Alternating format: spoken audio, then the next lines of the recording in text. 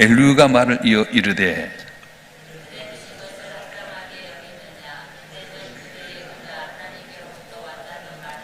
그대는 그것이 내게 무슨 소용이 있으며 범죄하지 않는 것이 내게 무슨 유익이 있겠느냐고 묻지만은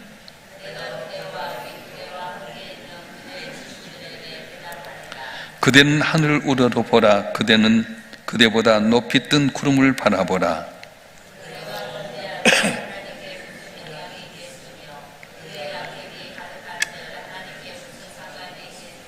그대가 의로운 줄 하나님께 무엇을 드리겠으며 그가 그대의 손에서 무엇을 받으시겠느냐.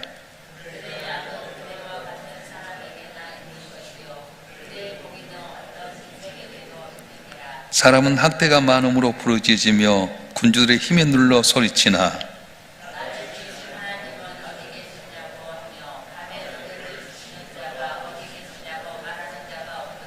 땅의 짐승들보다도 우리를 더욱 가르치시고 하늘의 새들보다도 우리를 더욱 지혜롭게 여기하시는 이가 어디 계시냐고 말하는 이도 없구나.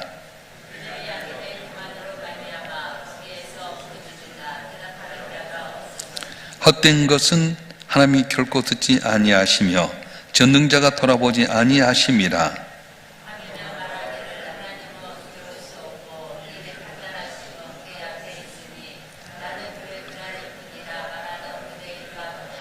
그러나 지금은 그가 진노하심으로 벌을 주지 아니하셨고 악행을 끝까지 살피지 아니하셨으므로 욥이 헛되이 입을 열어 지식 없는 말을 많이 하는구나. 아멘. 욥기의 내용은 의인이 왜 고통을 당하는가? 내가 하나님 잘 믿고 믿음 생활 잘했는데도 왜 우리에게 고통이 오는가? 이것에 대한 영원한 질문을 던져주고 있습니다. 욥은 세 친구들과의 논쟁 가운데 의롭다 그렇게 주장하고 때로는 하나님 앞에 탄식하면서 질문한 내용들이 이어져 오는데 엘리바스 빌닷 소발이 이제 욥에 대해 더 이상 이야기하지 못하게 될 때 좀 그보다 젊은 엘리후라고 하는 사람이 나타나셔서 이 세 친구들과 욥에 대해서 이야기하는 것이 33장부터 시작해서 계속 진행이 되고 있습니다. 32장부터 시작되는데 엘리후의 주장 크게 두 가지 질문을 요약이 되게 되는데요. 하나님께 유익이 되는가? 네가 의롭게 행동하든 악한 행동을 하든 하나님께 유익이 되는가? 그렇게 묻는 겁니다. 우리 3절 말씀 한번 읽어볼까요? 3절 말씀 욥이 이제 이야기하는데 시작. 그대는 그것이 내게 무슨 소용이 있으며 범죄하지 않는 것이 내게 무슨 유익이 있겠냐고 묻지만은 욥은 자기가 이렇게 의롭게 해도 하나님께 무슨 유익이 되겠느냐, 내 죄가 하나님께 무슨 손해를 주겠느냐 묻지만은 엘리후는 하나님의 초월성을 이야기하는 겁니다. 인간의 의로움이나 죄가 하나님께 무슨 유익을 주거나 어떤 해를 끼치거나 영향을 끼치지 않는다는 거예요. 자, 그러면 왜 하나님은 응답하지 않는가? 거기에 대해서 9절부터 16절까지 이야기하는데 욥은 고난 가운데 부르짖지만 하나님이 응답이 없다고 말합니다. 그런데 엘리후는 욥이 고통 자체만 갖고 부르짖었을 뿐이지 하나님을 찾지 않았기 때문에 응답이 없다 그렇게 이야기했어요. 욥은 고통만 갖고 기도하고 부르짖었지 하나님을 찾지 않았다, 응답이 없다 이야기하는 거예요. 자, 10절 말씀 읽어볼까요? 10절 말씀 시작. 나를 지으신 하나님이 어디 계시냐고 하며 밤에 노래를 주시는 자가 어디 계시냐고 말하는 자가 없구나. 나를 지으신 하나님이 어디 계시냐, 밤에 캄캄함에 노래하는 자가 어디 계시냐고 말하는 자가 없다, 그렇게 엘리후가 이야기하고 있습니다. 오늘날 우리가 삶의 여정 가운데 고통이 있을 때, 우리의 삶의 믿음이 흔들리게 될 때에 오늘 욥기 35장은 중요한 내용을 주게 되는데요. 엘리후는 욥의 질문, 내가 범죄한 들 주께 무슨 영향이 있겠으며 나이가 온전한 들 주께 무슨 유익이 있겠느냐, 이는 단호하게 반박합니다. 읽어보겠습니다. 5절부터 7절까지 말씀 읽어보겠습니다. 시작. 그대는 하늘을 우러러보라. 그대보다 높이 뜬 구름을 바라보라. 그대가 범죄한들 하나님께 무슨 영향이 있겠으며 그대의 악행이 악한들 하나님께 무슨 상관이 있겠으며 그대가 의로운들 하나님께 무엇을 드리겠으며 그가 그대의 손에서 무엇을 받으시겠느냐. 하나님의 초월성을 이야기하는 거예요. 내가 범죄한들 하나님께 무슨 손해를 끼치고 내가 유익한들 하나님께 무슨 이익이 있겠느냐? 우리가 범죄하고 의롭게 살아도 하나님께 하나도 영향 끼치지 않는다. 그렇게 이야기하는 겁니다. 실제 이제 우리의 죄라든가 의가 우리 이웃들에게 많은 영향을 끼치게 됩니다. 우리의 죄악이 이웃들에게 상처를 주게 되고요. 내가 의로운 일을 행하게 되면 다른 사람에게 유익을 주게 되는데, 하나님은 이 모든 것을 파고 판단하시지만 인간의 행위 때문에 그분의 존재 자체가 위태롭게 되거나 높아지는 건 아니다 하는 것입니다. 그래서 욥이 고난 가운데 인간의 방법으로, 인간의 공의로 뭔가 해결하려고 했던 것을 시도를 멈추게 만들었어요.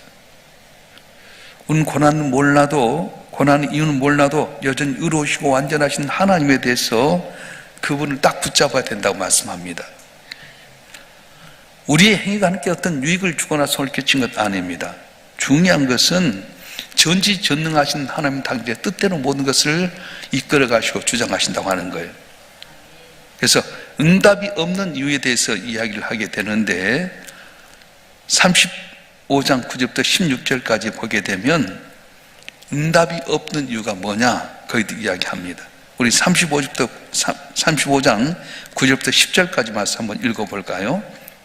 9절부터 10절 시작. 사람은 학대가 많으로 부르짖으며 군주들의 힘에 눌려 소리치나 날 주신 하나님은 어디 계시냐고 하며 밤에 너를 주신 자가 어디 계시냐고 말하는 자가 없구나. 두 가지로 설명하게 되는데, 고난 자체만 갖고 부르신다는 거예요.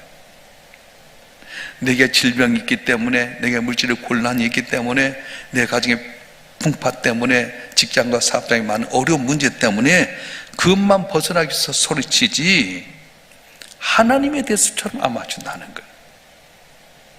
오늘도 저와 여러분 한 분 한 분이 기도할 때 한 병 고쳐주세요, 물질의 복 주세요, 우리 가정이 평안케 해주세요, 자녀의 길이 열려지게 해주세요, 직장의 문제, 사업장의 문제 해결해 주세요, 거기만 이야기하지 인간의 생사복을 주장하신 초월하신 하나님에 대해서는 관심이 없다. 참으로 찾지 않는다, 그렇게 이야기합니다. 나를 지으신 하나님, 밤에 너를 부르게 하신 이가 어디 계신가 묻지 않는다는 거예요. 캄캄한 밤에 노래를 짓게 하신 하나님. 여러분, 내 인생에 캄캄한 밤에 노래할 수 있겠습니까? 근데 하나님은 캄캄한 밤에도 노래를 부를 수 있게끔 만드신다는 거예요. 할렐루야. 성경 내용은 전체 그렇습니다.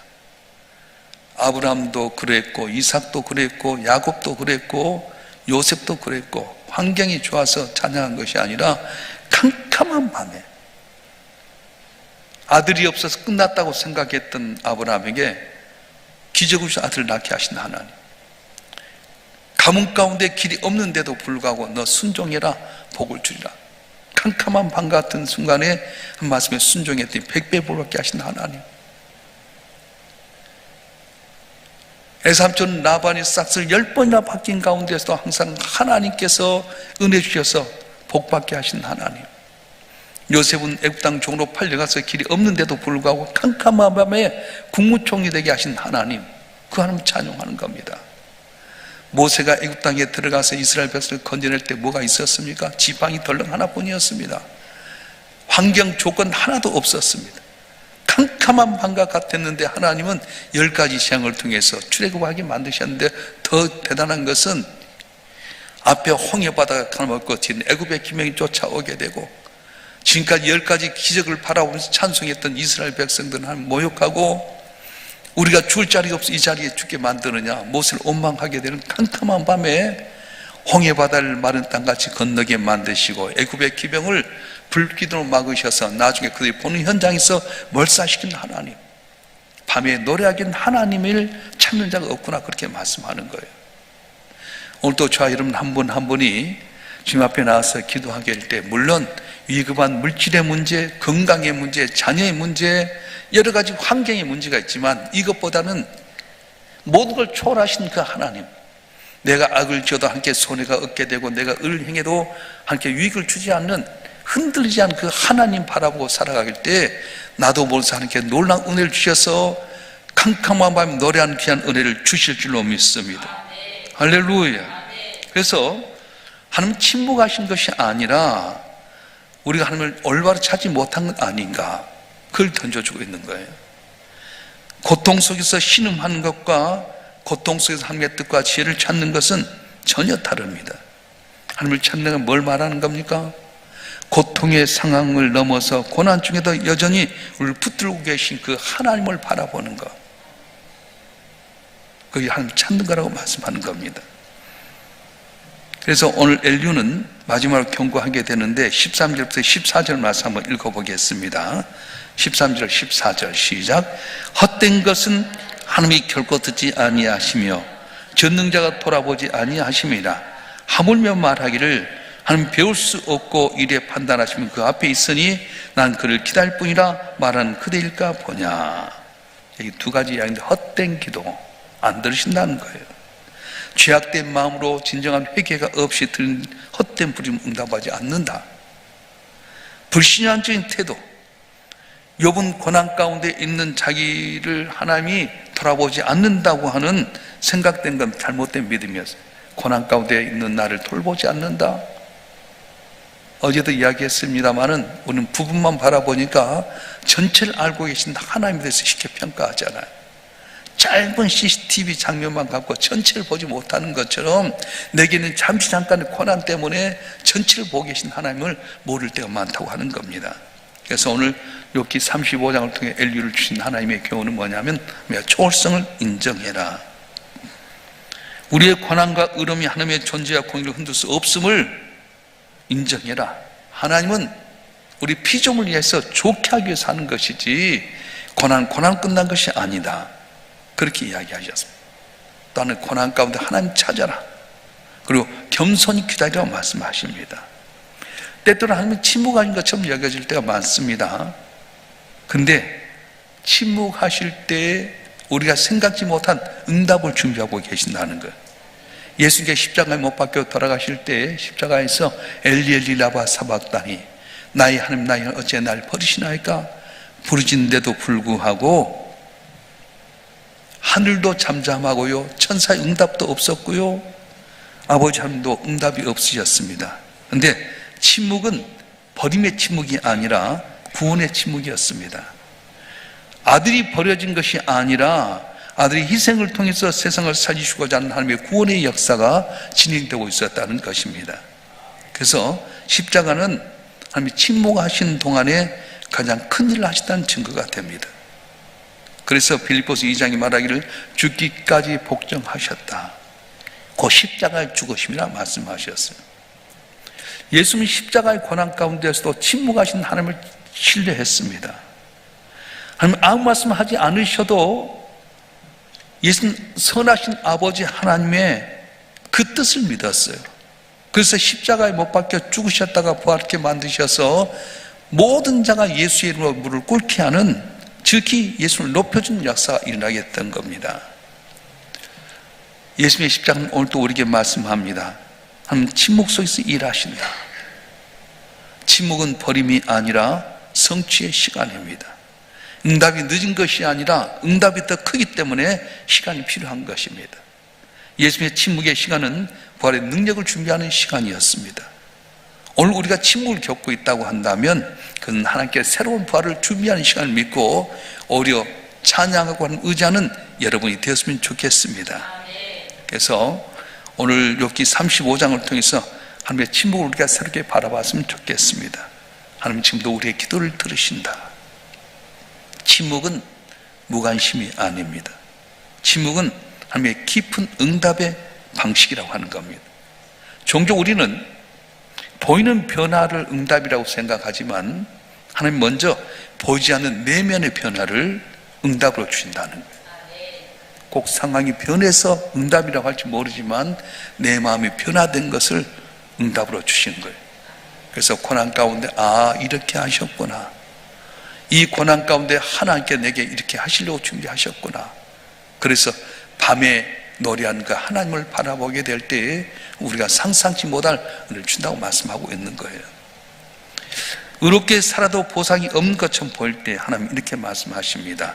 의로움은 거래가 아니라 관계다. 그렇게 이야기했어요. 내가 착한 일을 한다고 해서 하나님께 영향 끼친 것 아니에요. 그런데 말씀대로 살면 하나님과의 관계가 더욱더 돈독해지게 되고 신뢰할 수 있게끔 만드신 거예요. 그래서 순종이 제사보다 낫다 그렇게 말씀하신 겁니다. 사랑하는 성도 여러분, 내가 어렸을 때 말하는 것이 어린아이 같고 생각이 어린아이 같고 깨닫는 것이 어린아이 같다가 장성한 삶에 대해서는 어린아이를 버렸노라고 했던 사도 바울의 고백처럼 우리가 지금 부분적으로만 바라보니까 불평하고 낙심하지만 주님과 얼굴 대하여 볼 때는 그때는 밝히 아는 그때가 올 줄로 믿습니다. 그래서 오늘은 고난이지만 내일은 기쁨이 될 줄 믿습니다.